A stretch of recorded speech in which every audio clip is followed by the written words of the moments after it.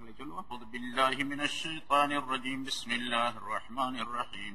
لقد نصركم الله في مواطن كثيرة ويوم حنين إذ أعجبتكم كثرتكم فلم تغن عنكم شيئا وضاقت عليكم الأرض بما رحبت ثم وليتم مدبرين ثم أنزل الله سكينته على رسوله وعلى المؤمنين وأنزل جنودا لم تروها وعذب الذين كفروا وذلك جزاء الكافرين ثم يتوب الله من بعد ذلك على من يشاء والله غفور رحيم.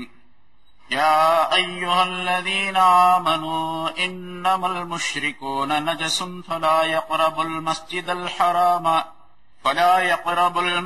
الحرام بعد عامهم هذا وإن خفتم عيلة فسوف يغنيكم الله من فضله إن شاء إن الله عليم حكيم. صدق الله العظيم. கண்ணியத்திற்குரிய பெரியவர்களே, சகோதரர்களே, அல்லாஹ் தஆலாவுடைய கிருபையால் 634வது வாரமாக தப்சீருடைய இந்த தொடர் பயான் இப்பொழுது ஆரம்பிக்கப்படுகிறது. சூரத்து தௌபா என்ற அத்தியாயத்தின் 25 ஆயத்துகள் இதற்கு முன்னால் விளக்கம் சொல்லப்பட்டிருக்கின்றன. சென்ற வாரம் சொல்லப்பட்ட ஆயத்துகளின் கடைசியில் மக்கா வெற்றிக்கு பிறகு, ஹிஜ்ரி 8வது ஆண்டு மக்கா வெற்றிக்கு பிறகு, மக்காவுக்கும் தாயிஃபுக்கும் இடையிலே உள்ள ஹுனைன் என்ற இடத்திலே ஒரு போர் நடந்தது. ஹுனைன் என்ற பகுதியிலே உள்ளவர்கள் ஹவாஸின் என்ற கூட்டத்தினர். மக்கா வெற்றி ரசூலுல்லாஹி ஸல்லல்லாஹு அலைஹி வஸல்லம் அவர்களுக்கு ஏற்பட்ட பொழுது அவர்கள் சொன்னார்கள், ஹவாஸின் என்ற அந்த கூட்டத்தினர், மக்காவாசிகளுக்கு போர் செய்வதற்கு தெரியவில்லை, போர் தந்திரம் தெரியவில்லை, எங்களிடத்தில் அவர் வந்தால் நாங்கள் அவர்களை தோல்வியுறச் செய்வோம் என்பதாக சொல்லி முஸ்லிம்களிடத்தில் போரிடுவதற்காக வேண்டி தயார் செய்தார்கள். அக்கம் பக்கத்தில் உள்ள சில கூட்டத்தினரையும் தாயிஃபிலே உள்ள சகீஃப் என்ற கோத்திரத்தாரையும் தங்களுக்கு ஆதரவாக சேர்த்துக் கொண்டார்கள். தாயிஃபிலே உள்ள அந்த சகீஃப் என்ற கூட்டத்தினர் தான் ரசூலுல்லாஹி ஸல்லல்லாஹு அலைஹி வஸல்லம் அவர்கள் அங்கே பிரச்சாரத்திற்கு சென்ற பொழுது சிறுவர்களை ஏவிவிட்டு கல்லால் அடித்தவர்கள் சகீஃப் கூட்டத்தினர். அவர்களையும் இவர்கள் தங்களோடு சேர்த்துக் கொண்டு போருக்கு தயாராகக்கூடிய நிலை இருந்தது. இதை தெரிந்த ரசூலுல்லாஹி ஸல்லல்லாஹு அலைஹி வஸல்லம் அவர்கள் மக்காவிலே செய்ய வேண்டிய ஏற்பாடுகளை எல்லாம் செய்துவிட்டு, சட்ட ஒழுங்குகளை எல்லாம் சரிப்படுத்திவிட்டு சஹாபாக்களுடன் ஹுனைன் என்ற அந்த இடத்திற்கு புறப்பட்டார்கள். மதீனாவிலிருந்து வந்தவர்கள் 10,000 பேர், முஹாஜிரீன்கள், அன்சாரிகள் எல்லோரும் சேர்த்து. மக்கா வெற்றியான உடனேயே ஓரிரு நாள்களிலேயே 2000க்கு மேற்பட்டவர்கள் இஸ்லாத்தை தழுவினார்கள் மக்காவாசிகளிலே. அந்த 2000 பேரும் இந்த படையுடன் சேர்ந்து கொண்டார்கள். ஆக 12,000 நபர்களை கொண்ட ஒரு படையுடன் ரசூலுல்லாஹி ஸல்லல்லாஹு அலைஹி வஸல்லம் அவர்கள் ஹுனைன் என்ற இடத்தை நோக்கி சென்றார்கள். ஆனால் அங்கே இருக்கக்கூடிய அந்த ஹவாஸ் என்ற கூட்டத்தாருக்கு அரசரை போன்று தலைவராக இருந்த ஒருவர், மாலிக் இப்னு அவுஃப் என்பவர், தன்னுடைய கூட்டத்தாரை எல்லாம் அழைத்து இவர்களிடத்தில், அதாவது முஸ்லிம்களிடத்தில் எப்படி போரிட வேண்டும் என்பதை சொல்லிக் கொடுத்தார். நாம் தந்திரமாகத்தான் அவர்களை வெல்ல வேண்டுமே தவிர நேரடியாக மோத முடியாது. ஆகவே அவர்கள் வருகின்ற அந்த நாளில் காலை நேரத்தில், அதிகாலை நேரத்தில், இரவோடு இரவாக நாம் அங்கே சென்று அந்த இடத்திலே முள் செடிகள் நிறைந்த இடம் அது, அந்த செடிகளிலே பின்னால் ஒளிந்து கொள்ள வேண்டும். முஸ்லிம்கள் அதிகாலையிலே இங்கே வருவார்கள். ஒரே நேரத்தில் எல்லோரும் மறைந்திருக்கக்கூடிய இடத்திலிருந்து புறப்பட்டு வெளியே வந்து ஒரே தாக்குதலாக தாக்க வேண்டும். இப்பொழுது முஸ்லிம்களை தோல்வியுறச் செய்து விடலாம் என்பதாக அந்த தலைவர் மாலிக் இப்னு அவுஃப் என்பவர் ஒரு ஆலோசனை சொல்லி அதன்படி நடக்குமாறு கட்டளையிட்டார். அதே நேரத்தில் நாம் ஆண்கள் மற்றும் வாலிபர்கள் மட்டும் போருக்கு செல்லக்கூடாது. நம்மிடத்தில் இருக்கக்கூடிய எல்லா மனிதர்களும் வர வேண்டும், வயோதிகளும் போருக்கு வர வேண்டும். அவர்கள் ஒரு பக்கமாக அமர்த்தப்பட வேண்டும். பெண்களும் வர வேண்டும், தங்களுடைய குழந்தைகளையும் தூக்கி கொண்டு வர வேண்டும். அவர்களும் போர்க்களத்திலே ஒரு பக்கமாக இருக்க வேண்டும். ஆண்கள், பெண்கள், குழந்தைகள் மட்டுமல்ல, நம்முடைய ஆடு மாடு ஒட்டகங்களையும் கொண்டு வர வேண்டும். அதுவும் அந்த போர்க்களத்திலே ஒரு இடத்தில் இருக்க வேண்டும். அது மட்டுமல்ல, நம்மிடத்தில் இருக்கக்கூடிய தங்கம் வெள்ளி போன்ற பொருள்களையும் கொண்டு வர வேண்டும். அதுவும் ஒரு பக்கம் குவித்து வைக்கப்பட்டு இருக்க வேண்டும். முன்னணியிலே இருக்கக்கூடியவர்கள் நம்முடைய வாலிபர்கள், வீரர்கள் இருக்க வேண்டும். இப்பொழுது போரிடக்கூடிய நேரத்தில், முஸ்லிம்களிடத்தில் போரிடக்கூடிய நேரத்திலே போர்க்களத்திலேயே தங்களுடைய வயோதிகமான மனிதர்களை, தாய் தந்தையரை பார்க்கின்றார்கள், பெண்களை பார்க்கின்றார்கள், குழந்தைகளை பார்க்கின்றார்கள், தங்களுடைய ஆடு மாடு ஒட்டகங்கள் கால்நடைகளை பார்க்கின்றார்கள், தங்களுடைய பொருள்களை பார்ப்பார்கள். இவற்றையெல்லாம் பார்க்கும் பொழுது அவர்களுக்கு ஒரு வீராவேசம் வரும். இவர்களுக்காக வேண்டி, இந்த பொருள்களுக்காக வேண்டி கட்டாயமாக நாம் வெற்றி பெறத்தான் வேண்டும், எதிரியை தோல்வியுறச் செய்யத்தான் வேண்டும் என்ற ஒரு வீராவேசமான எண்ணம் வந்து அதன் காரணமாக அவர்கள் வீரத்தோடு போரிட்டு வெல்லக்கூடிய நிலை ஏற்படும் என்பதற்காக வேண்டி அவர் தந்திரமாக இப்படி சொல்லிக் கொடுத்தார் மாலிக் பின் அவுஃப் என்ற அந்த தலைவர். அதே மாதிரி ரசூலுல்லாஹி ஸல்லல்லாஹு அலைஹி வஸல்லம் அவர்கள் தங்களுடைய படையுடன் 12,000 பேருடன் புறப்பட்டார்கள். ஆனால் முஸ்லிம்கள் இப்பொழுது, சஹாபாக்கள், எந்த விதமான போரும் இல்லாமல் மக்கா வெற்றி அடைந்து விட்டது. மக்கா இவருடைய கைக்குள் வந்து விட்டது. அதே போல மக்காவாசிகளில் ஏராளமானவர்கள் இஸ்லாத்தை தழுவிவிட்டார்கள். பெரும்பாலானவர்கள் ரசூலுல்லாஹி ஸல்லல்லாஹு அலைஹி வஸல்லம் அவர்களுக்கு கட்டுப்பட்டு அந்த மக்காவாசிகளிலே நடந்து கொண்டார்கள். இப்ப ரசூலுல்லாஹி ஸல்லல்லாஹு அலைஹி வஸல்லம் ஆட்சி அங்கே ஏற்பட்டிருந்தது, இஸ்லாமிய ஆட்சி ஏற்பட்டிருந்தது. பல பேர் உயிருக்கு பயந்து கொண்டு மக்காவை விட்டு ஓடியவர்களும் உண்டு. இந்த நிலையை பார்த்த பொழுது சஹாபாக்களுக்கு சற்று பெருமை ஏற்பட்டது, நமக்கு வலிமை ஏற்பட்டு விட்டது, நாம் எந்த படையையும் வென்றுவிடலாம் என்ற ஒரு எண்ணம் ஏற்பட்டது. அதே நேரத்தில் எப்பொழுதும் இல்லாத அளவுக்கு 12,000 பேர்களை கொண்ட ஒரு பெரிய படை நம்மிடத்தில் இருக்கின்றது, நாம் எளிதாக அந்த கூட்டத்தாரை வென்றுவிடலாம், ஜெயித்து விடலாம் என்பதாக நினைத்தார்கள். அல்லாஹ் தஆலா அதை இந்த ஆயத்திலே சொல்லி காட்டுகின்றான். லகத் நஸரகுமுல்லாஹு ஃபீ மவாத்தின கஸீரா, பெரும்பாலான இடங்களிலே, பெரும்பாலான போர்க்களங்களிலே அல்லாஹ் தஆலா உங்களுக்கு திட்டமாக உதவி செய்தான். வயௌம ஹுனைன், ஹுனைனுடைய நாளிலும் உங்களுக்கு உதவி செய்தான். இது அஅஜபத்துக்கும் கஸ்ரத்துக்கும், நீங்கள் அதிகமான தொகையினர் இருப்பது உங்களை ஆச்சரியப்படுத்தி பெருமை கொள்ள செய்த நேரத்தில் அல்லாஹ் தஆலா ஹுனைன் நாளிலே உங்களுக்கு உதவி செய்தான். அதிகமான படையினர் இருப்பது அவர்களுக்கு ஒரு பெரிய ஆச்சரியத்தை உண்டாக்கியது, அதாவது பெருமையை உண்டாக்கியது. நம்மை யாரும் வெல்ல முடியாது என்பதாக நினைத்தார்கள். ஆனால் பலம் தோனி ஆன்கும் ஷைஆ, நீங்கள் நினைத்த அந்த நினைப்பு எந்த பலனையும் தரவில்லை, உங்களை விட்டும் எந்த பலனையும் எதையும் அது தந்துவிடவில்லை. அதாவது உங்களுடைய அந்த பெரும்பாலான அதிகமான படை உங்களுக்கு எந்த விதமான உதவியோ அல்லது லாபமோ தரவில்லை, வெற்றியை ஈட்டி தரவில்லை. ஒரு ஆரம்பமான ஒரு தோல்வியை அதன் மூலமாக நீங்கள் சந்திக்க நேரிட்டது. அந்த தோல்வியின் காரணமாக வலாக்கத் அலைஹிக்குமுல் அர்து பிமா ரஹ்பத், இந்த பூமி உங்களுக்கு மிக நெருக்கடியாக தெரிந்தது. அது விசாலமாக இருப்பதுடன், பூமி மிக விசாலமாக இருக்கின்றது. விசாலமாக இருந்தும் கூட உங்களுக்கு எப்படி தெரிந்தது என்று சொன்னால், மிக நெருக்கடியாக தெரிந்தது. மிக குறுகிய ஒரு பகுதியிலே நாம் இருந்து கொண்டிருக்கின்றோம், இந்த பூமி நம்மளை நெருக்கிக் கொண்டிருக்கின்றது, நெருக்கமான சிரமமான ஒரு இடத்தில் நாம் இருக்கின்றோம் என்ற உணர்வு உங்களுக்கு ஏற்பட்டது. சும்மா வல்லைத்தும் முதுபிரீன், பிறகு நீங்கள் புறமுதுகிட்டவர்களாக ஓடிச் சென்றீர்கள். சும்மா அன்ஸலல்லாஹு ஸகீனத்துஹு அலா ரசூலிஹி வ அலல் முஃமினீன், பிறகு அல்லாஹ் தஆலா தன்னுடைய ஸகீனத் என்ற நிம்மதியான அமைதியான சூழ்நிலையை தன்னுடைய ரசூலின் மீதும் தன்னுடைய மூமினான அடியார்களின் மீதும் இறக்கி வைத்தான். வ அன்ஸல ஜுனூதல் லம் தரவுஹா, நீங்கள் பார்க்க முடியாத ஒரு படையினரையும் அல்லாஹ் இறக்கி வைத்தான். வ அஸபல்லதீன கஃபரு, அதன் காரணமாக காபிரானவர்களை அல்லாஹ் தஆலா வேதனை செய்தான், அவர்களுக்கு தண்டனை கொடுத்தான். வதாலிக ஜஸாஉல் காஃபிரீன், இது காபிர்களுக்குரிய கூலியாகும், அவர்களுக்குரிய தண்டனையாகும் என்று அல்லாஹ் தஆலா குறிப்பிடுகின்றான். ரசூலுல்லாஹி ஸல்லல்லாஹு அலைஹி வஸல்லம் அவர்களும் சஹாபாக்களும் மக்காவில் இருந்து அந்த ஹுனைன் என்ற இடத்திற்கு அதிகாலை நேரத்திலே வந்து சேர்ந்தார்கள். சுபுகுடைய நேரம், இன்னும் இருள் விலகவில்லை, இருளாக இருந்து கொண்டிருக்கின்றது.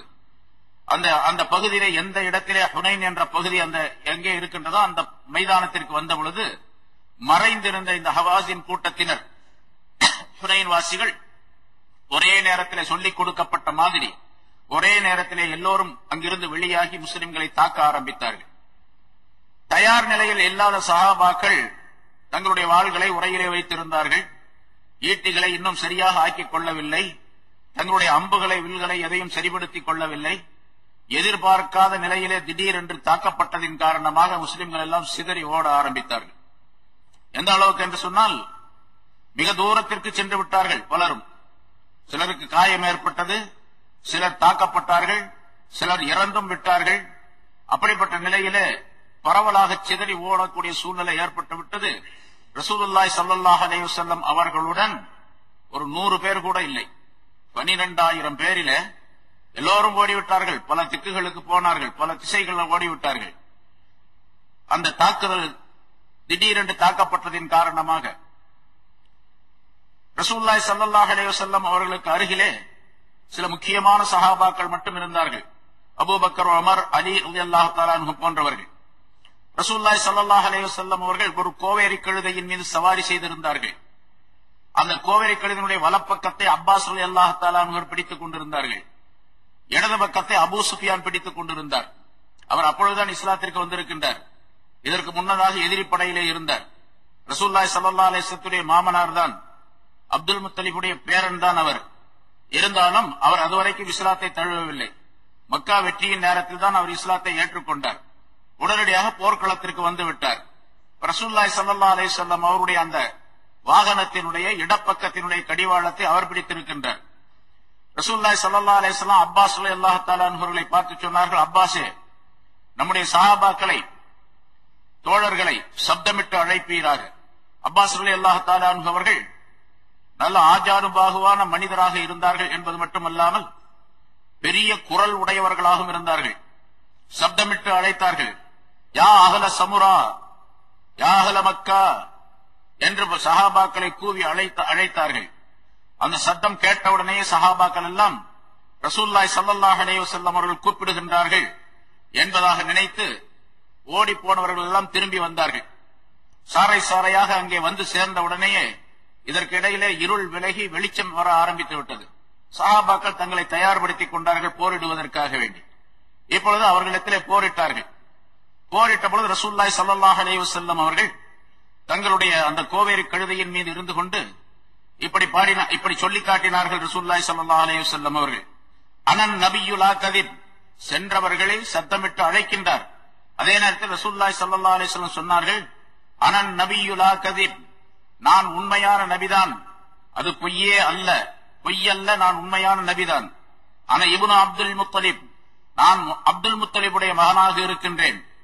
சென்று விட்டவர்களே, நீங்கள் உடனடியாக புறப்பட்டு வாருங்கள், ஓடி வந்து விடுங்கள் என்று ரசூலுல்லாஹி ஸல்லல்லாஹு அலைஹி வஸல்லம் அவர்கள் சப்தமிட்டு கூறினார்கள். அதே போன்று அப்பாஸ் ரலியல்லாஹு தஆலா அவர்கள் அதை எடுத்துச் சொன்னார்கள். ஓடிய சஹாபாக்கள் எல்லாம் திரும்பி வந்து சேர்ந்தார்கள். போர் மும்முரமாக ஏற்பட்டது. சஹாபாக்களுடைய கை ஓங்கியது. அந்த ஹுனைன் வாசிகள் ஹவாஸின் கோத்திரத்தார் தோல்வியுற்றார்கள்.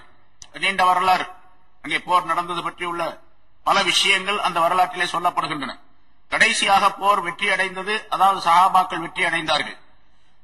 வெற்றி அடைந்த நேரத்திலே இங்கே ஏராளமான அந்த ஆண்களும் பெண்களும் கொண்டு வந்து அங்கே குவிக்கப்பட்டிருந்த காரணத்தினால் அந்த தலைவராக இருந்த மாலிக் இப்னு அவுஃப் என்பவர் அங்கிருந்து ஓடிவிட்டார். தலைவன் ஓடிய உடனேயே அங்கிருந்த மற்றவர்களுக்கெல்லாம் மிகப்பெரிய பலவீனம் ஏற்பட்டது. அவரவரும் ஓடி சென்று விட்டார்கள். அவர்கள் கிட்டத்தட்ட 30,000 பேர் இருந்தார்கள் என்பதாக சரித்திரத்தில் குறிப்பிடப்படுகின்றது.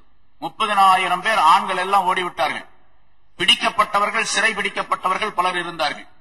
பெண்கள் எல்லாம் சிறை பிடிக்கப்பட்டார்கள். மொத்தம் 6,000 பேர் முஸ்லிம்களால் கைது செய்யப்பட்டார்கள். அந்த நேரத்தில் 30,000 பேர்ல பல பேர் போயிட்டாங்க. 6,000 பேர் சிறை பிடிக்கப்பட்டார்கள், கைது செய்யப்பட்டார்கள்.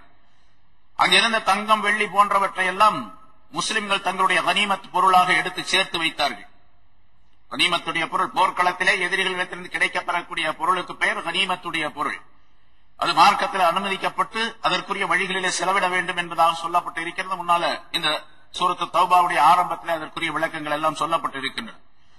ரசூலுல்லாஹி ஸல்லல்லாஹு அலைஹி வஸல்லம் அவர்களுக்கு முன்னிலையிலே இந்த 6000 பேரும் கொண்டு வந்து நிறுத்தப்பட்டார்கள்.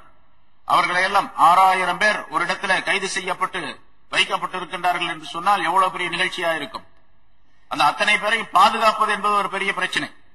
அவ்வளவு பேரையும் ஒவ்வொரு கைதியையும் ஒரு சில சஹாபாக்களிடத்தில் ஒப்படைத்து பாதுகாக்குமாறு அல்லாஹ் தஆலா ரசூலுல்லாஹி ஸல்லல்லாஹு அலைஹி வஸல்லம் கட்டளையிட்டார்கள். ஆனால் கைது செய்யப்பட்ட பின்னால் அந்த கைதிகள் எப்படி நடத்தப்பட வேண்டும் என்பதற்கு ரசூலுல்லாஹி ஸல்லல்லாஹு அலைஹி வஸல்லம் அவர்கள் முன்னமே ஆரம்பத்திலேயே அதற்குரிய விதிமுறைகளை எல்லாம் சொல்லித் தந்தார்கள். கைதிகள் எப்படி நடத்தப்பட வேண்டும், அவர்கள் மனிதாபிமானத்தோடு நடத்தப்பட வேண்டும், அவர்களுக்கு எந்த விதமான சிரமத்தையும் உண்டாக்கக்கூடாது, கேவலமான வார்த்தைகளால் அவர்களை பேசக்கூடாது, அவர்களை பசியாக பட்டினியாக போடக்கூடாது. இதெல்லாம் விதியாக ரசூலுல்லாஹி ஸல்லல்லாஹு அலைஹி வஸல்லம் அவர்கள் ஆரம்ப காலத்திலேயே சொல்லித் தந்திருந்தார்கள். அந்த முறைப்படிக்கு போரிட்டார்கள். அதே போன்று போர்க்களத்திலும் எப்படி நடந்து கொள்ள வேண்டும் என்பதற்கு ரசூலுல்லாஹி ஸல்லல்லாஹு அலைஹி வஸல்லம் அவர்கள் ஒவ்வொரு போரிலும் சஹாபாக்களுக்கு சொல்லி அனுப்புவார்கள்.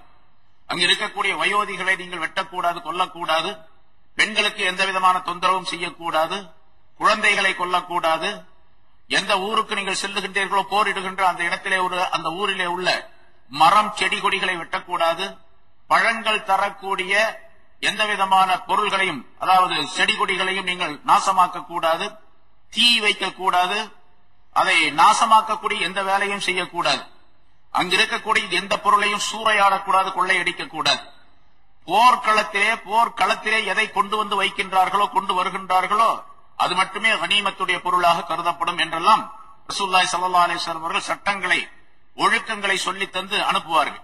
இது இஸ்லாத்தினுடைய விதிமுறை. பொதுவாக மனிதாபிமானம், மனிதன் என்ற முறையிலே ஒரு மனிதனோடு பிற மனிதரோடு எப்படி நடந்து கொள்ள வேண்டும் என்ற ஒழுக்க முறைகளை எல்லாம் ரசூலுல்லாஹி ஸல்லல்லாஹு அலைஹி வஸல்லம் சொல்லித் தந்து அனுப்புவார்கள். அப்படி அதே மாதிரி அந்த ஹுனைனுடைய போரிலும் சஹாபாக்கள் நடந்து கொண்டார்கள். சில அந்த கைதிகள் எல்லாம் கொண்டு வந்து ஒன்று சேர்க்கப்பட்டிருந்தார்கள். அந்த பொருள்கள் எல்லாம் கொண்டு வந்து குவிக்கப்பட்டன. ரசூலுல்லாஹி ஸல்லல்லாஹு அலைஹி வஸல்லம் அவர்கள் அங்கிருந்த பல மனிதர்களுக்கு மன்னிப்பளித்தார்கள். சில பேர் சென்று விட்டார்கள். கடைசியாக ரசூலுல்லாஹி ஸல்லல்லாஹு அலைஹி வஸல்லம் அவர்கள் அந்த பொருள்களை எல்லாம் எடுத்துக்கொண்டு அங்கிருந்து ஹுனைன் என்ற அந்த இடத்திலிருந்து புறப்பட்டு ஜாரானா என்ற ஒரு இடம் இருக்கின்றது. ஹஜ்ஜுக்கு சென்றவர்களுக்கு தெரியும். அதாவது உம்ராவுக்காக வேண்டி இஹ்ராம் கட்டுவதற்கு ஆயிஷா மஸ்ஜித் தன்ஈம் என்ற இடத்திற்கு செல்லுவார்கள். அது சிறிய உம்ரா என்பதாக பழக்கத்திலே சொல்லப்படும்.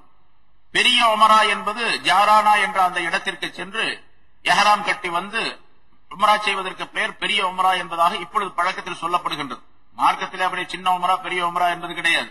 எல்லாம் ஒரே மாதிரி உம்ரா தான். உம்ரா என்று சொன்னால் ஒரே சட்டம் தான், எல்லாவற்றிற்கும் ஒரே நன்மை தான், கூடுதல் குறைவு என்பதெல்லாம் கிடையாது. ரசூலுல்லாஹி ஸல்லல்லாஹு அலைஹி வஸல்லம் அவர்கள் அந்த ஹுனைன் போரிலே கிடைத்த எல்லா பொருட்களையும் எடுத்துக் கொண்டு வந்து ஜாரானா என்ற இடத்திலே வந்து தங்கினார்கள். அந்த கைதிகளும் அங்கே கொண்டு வரப்பட்டார்கள். பிறகு ரசூலுல்லாஹி ஸல்லல்லாஹு அலைஹி வஸல்லம் அவர்கள் வழக்கப்படி, ஆனா ரசூலுல்லாஹி ஸல்லல்லாஹு அலைஹி வஸல்லம் அவர்களுக்கு இந்த வெற்றி கொடுக்கப்பட்டது சும்மா சாதாரணமாக அல்ல. ரசூலுல்லாஹி ஸல்லல்லாஹு அலைஹி வஸல்லம் மிகப்பெரிய கவலை அடைந்தார்கள். அல்லாஹ் தஆலா இடத்தில் கேட்டார்கள், யா அல்லாஹ், இப்படி ஒரு நிகழ்ச்சி ஏற்பட்டு விட்டது, நீதான் இந்த நிகழ்ச்சியை சரிபடுத்தி தர வேண்டும். அல்லாஹும்ம அன்ஜிஸ்லி மா வஅத்தனி, போர்க்களங்களிலே வெற்றி தருவதாக நீ வாக்களித்திருக்கின்றாய்.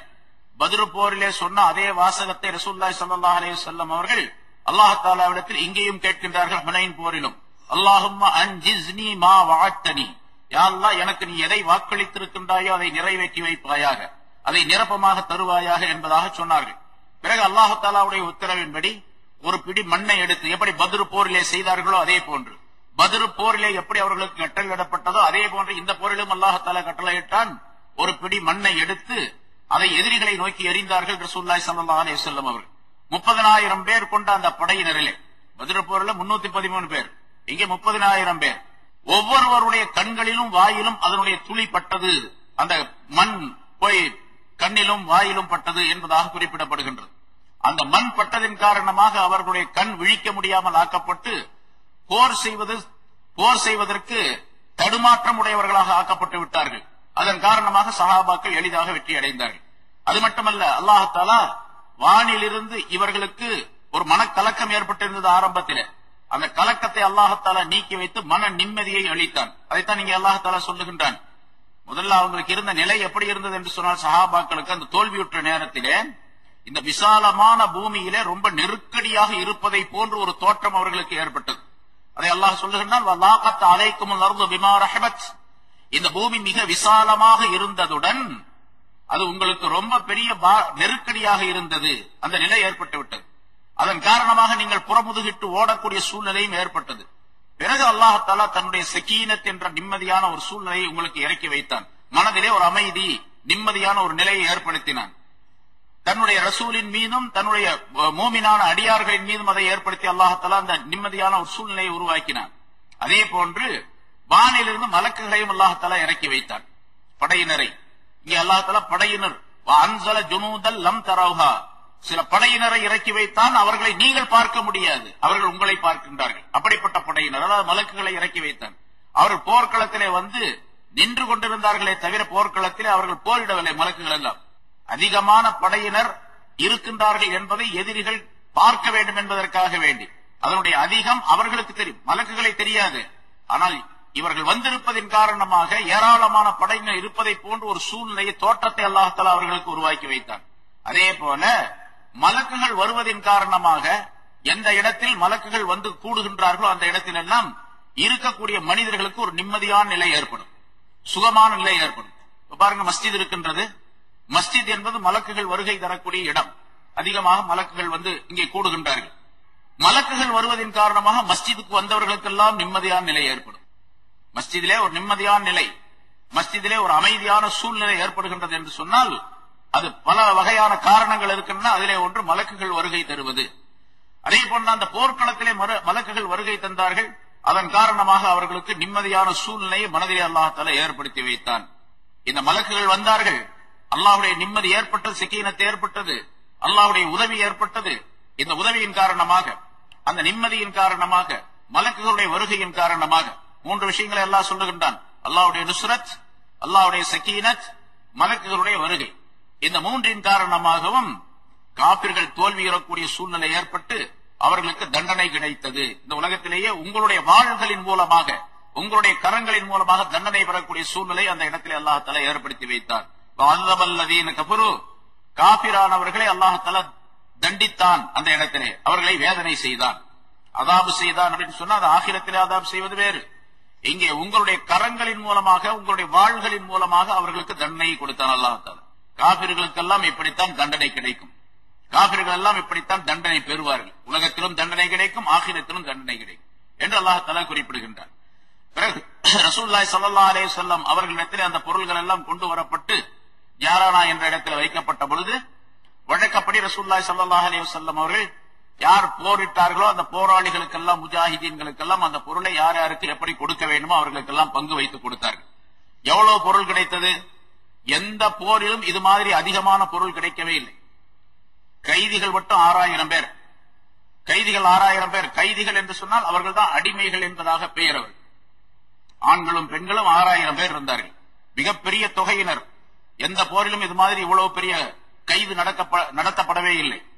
அதே மாதிரி அங்கதான் முதல்ல ஒட்டகம், ஆடு, மாடு பொருள்கள் எல்லாம் கொண்டாந்து வச்சுட்டாங்கல்ல, அவங்க முஸ்லிம்களுக்கு வசதியா போச்சு. அல்லாஹ் தஆலாவுடைய ஏற்பாடு. இதுவெல்லாம் முஸ்லிம்களுக்கு கிடைக்க வேண்டும் என்ற ஏற்பாட்டை அல்லாஹ் தஆலா முதல்ல நியமனம் செய்திருக்கின்றான். அதன்படி அவர்களுக்கு அல்லாஹ் தஆலா அந்த எண்ணத்தை போட்டு அங்கே போர்க்களத்திற்கு கொண்டு வந்தார்கள். மிக எளிதாக அவர்கள் தோல்வியுற்ற உடனே அந்த பொருள்கள் எல்லாம் இவர்களுடைய வசம் வந்துவிட்டது. ஒட்டகம் மட்டும் 24000 ஒட்டகங்கள், ஆடுகள் 40000 ஆடுகள், வெள்ளி காசுகள் அதாவது திருகங்கள் இருந்தன 4000 ஊக்கியா, கிட்டத்தட்ட 1,60,000. ஒரு ஊக்கியா என்பது 40 திருகம். 1,60,000 திருகங்கள், வெள்ளி காசுகள் இருந்தன. இது அல்லாம வேறு சில பொருள்கள் எல்லாம் இருந்தன. இந்த பொருள்கள் எல்லாம் ஒன்று சேர்க்கப்பட்டு யார் யாருக்கு கொடுக்க வேண்டுமோ அவர்களுக்கெல்லாம் கொடுத்தார்கள். இப்போ அப்பாஸ் ரலியல்லாஹு தஆலா அன்ஹு அவர்கள் அங்கே இருந்தார்கள். அவர்களுக்கு கொஞ்சம் பொருளை கொடுத்தார்கள். அபூ சுஃபியான் வந்தார். புதிதாக யார் இஸ்லாத்தை ஏற்றுக்கொண்டார்களோ கொஞ்ச நாளைக்கு முன்னால, அதாவது மக்காவிலே, மக்கா வெற்றியான, இது ரமலான் மாசம் நடந்த விஷயம். ரமலான் மாசம் பிறை 8வது பிறை என்று ரசூலுல்லாஹி ஸல்லல்லாஹு அலைஹி வஸல்லம் மக்காவை கைப்பற்றினார்கள். மக்கா வெற்றி அடைந்தது. 2 நாள், ஒரு 10க்குள்ள 2 நாள்ல மக்காவிலே செய்ய வேண்டிய எல்லா வேலைகளையும் செய்து முடித்தார்கள். எப்படி ஆட்சி அமைக்க வேண்டும், எப்படி யாரை தலைவராக அங்கு ஆக்க வேண்டும், அமீராக ஆக்க வேண்டும், ஆட்சி பொறுப்பு யாருக்கு கொடுக்கப்பட வேண்டும் என்றெல்லாம் ரசூலுல்லாஹி ஸல்லல்லாஹு அலைஹி வஸல்லம் 2 நாளைக்குள்ள எல்லா விஷயத்தையும் முடித்தார்கள். ஒரு சஹாபியை அந்த மக்காவுக்கு தலைவராக ஏற்படுத்திவிட்டு நிர்வாக பொறுப்பை அவரிடத்தில் ஒப்படைத்துவிட்டு ஹிஜ்ரி ரமலான் மாசம் 10வது நாள், ஹிஜ்ரி 8வது ஆண்டு ரமலான் மாசம் 10வது நாள் தான் இந்த ஹுனைன் போர் நடந்தது. 2 நாள்ல எல்லா விஷயத்தையும் முடிச்சுட்டாங்க ரசூலுல்லாஹி ஸல்லல்லாஹு அலைஹி வஸல்லம். அல்லாஹ் தஆலாவுடைய ஒரு அருள் இல்லாமல், அதாவது அல்லாஹ்வுடைய ரசூல் அல்லாமல் வேறு எவராலும் அதை செய்ய முடியாது. அப்படிப்பட்ட மிகப்பெரிய, சாதாரணமாக நம்மை போன்ற மிகப்பெரிய அரசியல் தந்திரம் உள்ளவர்கள், அரசியல் மேதைகளாக இருந்தாலும் கூட பல ஆண்டுகளாகும் அந்த நிர்வாகத்தை சீர் செய்வதற்கு. காலம் காலமாக பல நூற்றாண்டுகளாக ஷிர்கிலே தோய்ந்து போயிருந்த, ஷிர்கிலே மூழ்கி போயிருந்த ஒரு ஊரு, அதை உடனடியாக காபாவை சுத்தம் செய்து அங்க இருக்கக்கூடிய சிலைகளை எல்லாம் அகற்றி அல்லாஹ் ஒருவனை மட்டும் வணங்க வேண்டும் என்ற நியதியை ஏற்படுத்தி அந்த காபாவை புனிதமாக ஆக்கி மக்களை எல்லாம் ஈமானுக்குள்ளே கொண்டு வந்து, எல்லா மக்களும் ஆகவில்லை, 2000 பேர் 3000 பேர் ஆனாங்க. அதுக்கு பின்னால படிப்படியாக எல்லாரும் இஸ்லாத்திற்கு வரக்கூடிய சூழ்நிலை ஏற்பட்டது. அந்த நேரத்திலும் காபிர்கள் அதாவது இஸ்லாத்தை ஏற்றுக்கொள்ளாதவர்கள் இருந்தார்கள். ஆனால் அவர்களுக்குரிய சட்டங்களை ரசூலுல்லாஹி ஸல்லல்லாஹு அலைஹி வஸல்லம் சொல்லித் தந்தார்கள். யார் இஸ்லாத்தை ஏற்றுக்கொள்ளவில்லை அவர்கள் எல்லாம் இஸ்லாத்துக்கு கட்டுப்பட்டு வாழ வேண்டும், இஸ்லாமிய ஆட்சிக்கு கட்டுப்பட்டு வாழ வேண்டும். அப்படி கட்டுப்படுவதற்கு அடையாளமாக அவர்கள் வரி செலுத்த வேண்டும், ஜிஸ்யா என்ற வரி செலுத்த வேண்டும். பின்னால் உள்ள ஆயத்தில் அல்லாஹ் தஆலா அதனை சொல்லி காட்டுகின்றார். சரி, இப்படி எல்லாம் ஏற்பாடு செய்துவிட்டு ரசூலுல்லாஹி ஸல்லல்லாஹு அலைஹி வஸல்லம் வந்தார்கள். இப்ப புதிதாக மக்காவிலே இஸ்லாத்தை ஏற்றுக்கொண்ட பல மக்களுக்கு ரசூலுல்லாஹி ஸல்லல்லாஹு அலைஹி வஸல்லம் அதிகமான பொருள்களை கொடுத்தார். அபூ சுஃபியான் அப்பதான் இஸ்லாத்தை ஏற்றுக்கொண்டிருக்கின்றார். இதுவரைக்கும் மிகப்பெரிய எதிரியாக இருந்தார் பல போர்க்களங்களிலே. அவருக்கு ரசூலுல்லாஹி ஸல்லல்லாஹு அலைஹி வஸல்லம் அவர்கள் 40 ஊக்கியா வெள்ளியை அள்ளி கொடுத்தார்கள். 40 ஊக்கியா கொடுத்தார்கள். ஒரு ஊக்கியாங்கிறது 40 திர்ஹம். ஒரு திர்ஹம் என்பது ஒரு ரூபாய், அதாவது 1/4 ரூபாயுடைய எடை வெள்ளியது. உதாரணமாக ரசூலுல்லாஹி ஸல்லல்லாஹு அலைஹி வஸல்லம் அவர்கள் இந்த மஹர் தங்களுடைய மனைவிமார்களுக்கு, தங்களுடைய மகளுக்கு ஸல்லல்லாஹு அலைஹி வஸல்லம் அவர்கள் மஹர் தொகையாக நியமித்தது 400 திர்ஹங்கள் என்பதாக சொல்லப்பட்டிருக்கின்றது. சில அறிவிப்புகள் 500 இருக்கும். 400 திர்ஹம் என்பது 1.25 கிலோ வெள்ளி. 400 திர்ஹம் என்பது 1.25 கிலோ வெள்ளி. அப்ப 40 ஊக்கியா அப்படின்னு சொன்னா எவ்வளவு இருக்கும்? 1600 இல்லையா? 40 ஊக்கியாங்கிறது 1600 திர்ஹம். இப்ப 1600 திர்ஹம் எத்தனை கிலோ இருக்கும்? இவ்வளவு வெள்ளியை கொடுத்தார்கள் ரசூலுல்லாஹி ஸல்லல்லாஹு அலைஹி வஸல்லம். அது அல்லாம அத்தோடு 100 ஒட்டகங்களையும் கொடுத்தார்கள். அதே போல அபூ சுஃபியானுடைய 2 மகன்கள் இருந்தார்கள். அவர்களும் இஸ்லாத்தை ஏற்றுக்கொண்டார்கள். அப்பொழுது அவர்களுக்கும் அதே மாதிரி கொடுத்தார்கள். அபூ சுஃபியானுக்கு எவ்வளவு கொடுத்தார்களோ அதே மாதிரி கொடுத்தார்கள். ஹக்கீம் இப்னு ஹிஸாம் என்று ஒருவர், அவர் கொஞ்சம் வறுமைப்பட்டவராக இருந்தார். அவருக்கு 100 ஒட்டகங்கள் கொடுத்தார்கள். யாரும் சொல்ல 100 பத்தாவது, இன்னும் கொஞ்சம் கொடுங்கன்னு கேட்டார். இன்னொரு 100 கொடுத்தார்கள் ரசூலுல்லாஹி ஸல்லல்லாஹு அலைஹி வஸல்லம் அவர்கள். இன்னொருத்தர் வந்தார். யாரும் சொல்ல, நான் இந்த இடத்துல என்னுடைய வீடு இருக்கின்றது, அது 2 மலைகளுக்கு மத்தியிலே உள்ள ஒரு பகுதியிலே இருக்கின்றது. அந்த இடம் ஆடு மாடுகள் கால்நடைகள் மேய்வதற்கு தகுதியான இடமாக இருக்கின்றது. அதாவது ரொம்ப புற்பூண்டுகள் நிறைந்த இடமாக இருக்கின்றது. நான் இருக்கக்கூடிய அந்த பகுதியிலே, அந்த கணவாயிலே, அந்த மலை பகுதியிலே, மலை அடிவாரத்திலே அதை அடைத்துக் கொண்டு மேயக்கூடிய அளவுக்கு எனக்கு ஆடு கொடுங்கள் என்பதாக கேட்டார். ரசூலுல்லாஹி ஸல்லல்லாஹு அலைஹி வஸல்லம் அவர்கள் அவருக்கு தேவையான ஆடுகளை கொடுத்தார்கள். அதாவது நூற்றுக்கணக்கான ஆடுகள். இன்னொருத்தர் வந்தார், எனக்கு 200 ஆடுகள் வேண்டும் என்று கேட்டார். அவருக்கும் கொடுத்தார்கள் ரசூலுல்லாஹி ஸல்லல்லாஹு அலைஹி வஸல்லம். நவ்ர் இப்னு ஹாரிஸ் என்று ஒருவர், அவருக்கு 100 ஒட்டகங்களை கொடுத்தார்கள். உசைத் இப்னு ஜாரியா என்று ஒருவர், அவருக்கு 50 ஒட்டகங்கள் கொடுத்தார்கள். இப்படியே 50 40 50 40 என்பதாக ரசூலுல்லாஹி ஸல்லல்லாஹு அலைஹி வஸல்லம் அவர்கள் ஒட்டகங்களை ஏராளமாக கொடுத்தார்கள். ஏன்னா 24,000 ஒட்டகம், பெரும்பாலும் ஒட்டகம் அவர்களுக்கு மிகப்பெரிய சொத்தாக இருந்தது.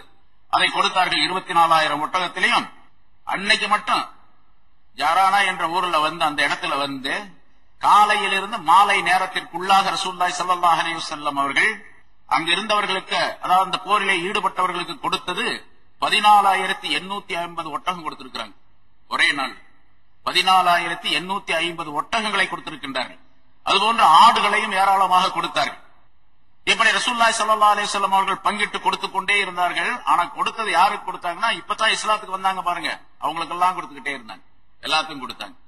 இந்த இடத்துல சில பேர் நான் முன்னாலே சொல்லி இருக்கிறேன், அதாவது ரசூலுல்லாஹி ஸல்லல்லாஹு அலைஹி வஸல்லம் அவர்கள் புதிதாக இஸ்லாத்தை ஏற்றுக்கொண்டவர்கள், இஸ்லாத்தை ஏற்றுக்கொள்வார்கள் என்ற நம்பிக்கை இருந்த இன்னும் இஸ்லாத்தை ஏற்றுக்கொள்ளாதவர்கள், அவர்களுக்கும் கூட கொடுத்தார்கள். ஆனா கொடுத்தது இந்த கனீமத்துடைய பொருளில் இருந்து கொடுத்தார்களே தவிர ஜகாத்துடைய பொருளில் இருந்து கொடுக்கவில்லை. இதெல்லாம் இனிமேல் கொண்டு போய் அங்கு சேர்த்து எது ஜகாத்துடைய பொருளாக இருக்கிறதோ அதை ஜகாத்துடைய வகையிலே சேர்ப்பார்கள். முன்னால சூரத்து தௌபாவுடைய ஆரம்பத்தில் விளக்கம் சொல்லி இருக்கிறோம். ரசூலுல்லாஹி ஸல்லல்லாஹு அலைஹி வஸல்லம் அவர்கள் பைத்துல் மால் என்று ஒரு பொது நிதியை ஏற்படுத்தி வைத்திருந்தார்கள். அதில் 4 விதமான செக்ஷன்கள் இருந்தன, 4 விதமான பிரிவுகள் இருந்தன. ஜகாத்துடைய பொருள் ஒரு பக்கம் வைக்கப்பட்டிருக்கும், அதே போன்று சதகா தான தர்மங்கள் ஒரு பக்கம் வைக்கப்பட்டிருக்கும், அதே போன்று யார் அன்பளிப்பாக கொண்டு வந்து கொடுக்கின்றார்களோ அந்த பொருள்கள் ஒரு பக்கம் இருக்கும்.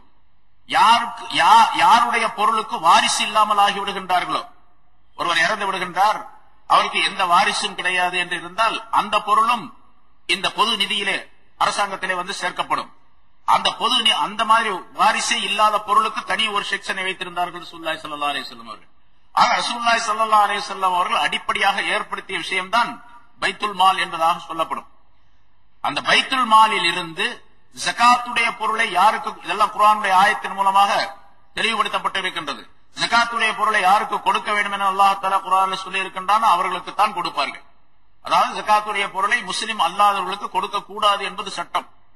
சிலர் சொல்லுவார்கள், இங்கே ஹுனைனுடைய போரிலே கிடைத்த அந்த பொருள்களை முஸ்லிம் அல்லாதவர்களுக்கு கொடுத்தார்கள் என்ற காரணத்தினால் அது ஜகாத்துடைய பொருள் என்பதாக நினைத்துக் கொண்டு முஸ்லிம் அல்லாதவர்களுக்கும் கொடுக்கலாம் என்பதாக சொல்லுவார்கள். அப்படி கிடையாது. முஸ்லிம் அல்லாதவர்களுக்கு ஜகாத்துடைய பொருளை கொடுக்க கூடாது.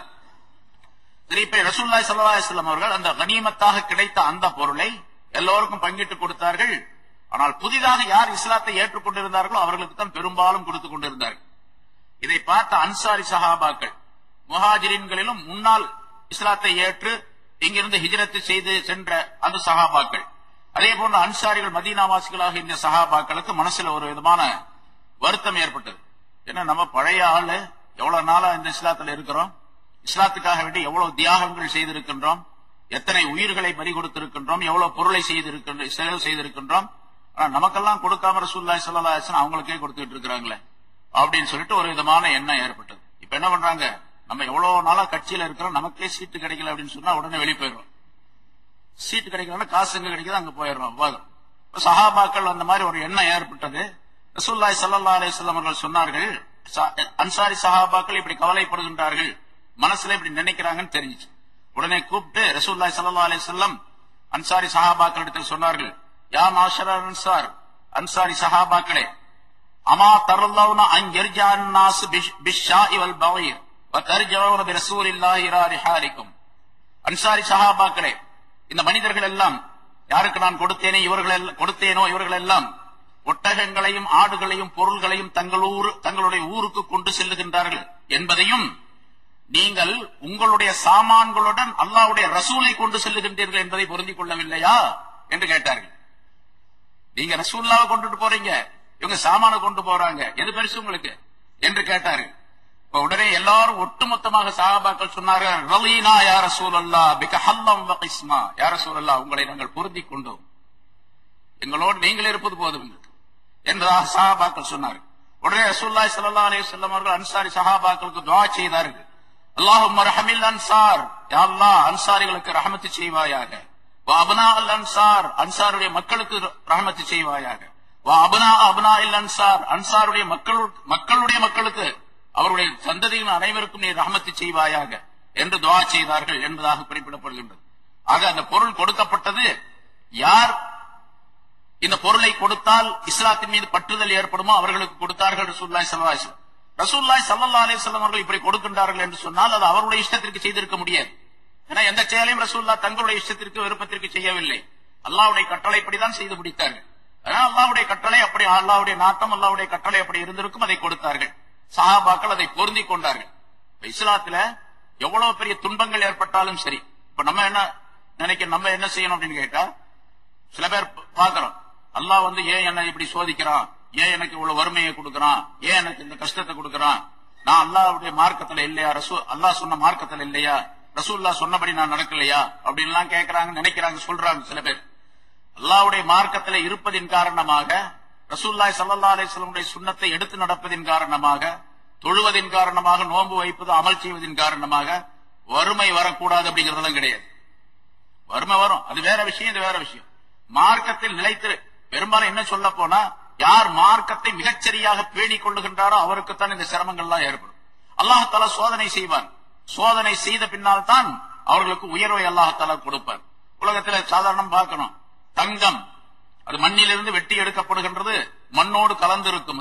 அது சுத்தமான தங்கமாக ஆக்கப்பட வேண்டும் என்று சொன்னால் நெருப்புல போட்டு உருக்கி அந்த தங்கத்தை தனியாக பிரித்து அதில் இருக்கக்கூடிய அழுக்குகள் கழிவுகளை எல்லாம் தனியாக நீக்கிய பின்னால் சுத்தமான தங்கமாக ஆனால்தான் அது ஆபரணமாக ஆகும் இல்லையா? அதற்குத்தான் மதிப்பும் மரியாதையும் இருக்கு. மண்ணோடு மண்ணாக இருக்கக்கூடிய நேரத்தில் அந்த தங்கத்துக்கு மதிப்பில்லை. அதே போல புடம் போட்ட தங்கம் என்பதாக சொல்லுவார்கள்.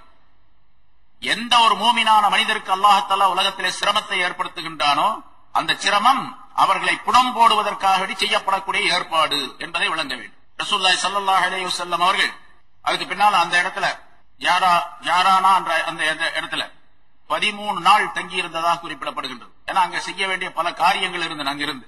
அதனால 13 நாள் தங்கி இருந்தாங்க. அந்த இடத்திலிருந்து ஜாரானா என்ற இடத்திலிருந்து இஹ்ராம் கட்டி கொண்டு வந்து உம்ராவும் செய்து முடித்துவிட்டு திரும்ப அங்க ஜாரானா என்ற இடத்திற்கே சென்றார்கள். அதற்கு பிறகு அங்கிருந்து மறுபடியும் மதீனாவுக்கு சென்றார்கள் என்பதாக அந்த சரித்திரத்தில் குறிப்பிடப்படுகின்றது. இப்ப இந்த நேரத்தில் இந்த மாலிக் இப்னு அவுஃப் என்ற அந்த ஹவாஸின் கூட்டத்தாருடைய தலைவர் இருந்தார் பாருங்க. அவர் ஆலோசனை சொல்லி கொடுத்தாருல, முதல்ல இப்படி போரிடணும் அப்படின்ட்டு. அவர் என்ன இந்த போர்ல தோல்வியுற்ற உடனே ஆளை ஓடி போயிட்டார். ரசூலுல்லாஹி ஸல்லல்லாஹு அலைஹி வஸல்லம் அவர்கள் கேட்டாங்க, அவர் எங்க அப்படின்னு, உங்க தலைவர் எங்க அப்படின்னு கேட்டாங்க. அவர் போயிட்டார். எங்க போனாருன்னு தெரியாது. கடைசியில் அவரை தேடி பார்த்தா அவர் தாயிஃபுக்கே ஓடி போயிட்டார். தாயிஃபில அந்த சகீஃப் என்ற கிளையாருடைய கோட்டை இருக்குன்னா அந்த கோட்டையில போய் அடைக்கலம் புகுந்துட்டார். ரசூலுல்லாஹி ஸல்லல்லாஹு அலைஹி வஸல்லம் அவர்கள் அவரை அழைத்து வர வேண்டும் என்பதாக விரும்பினார்கள். அல்லது அவராக வந்தார்.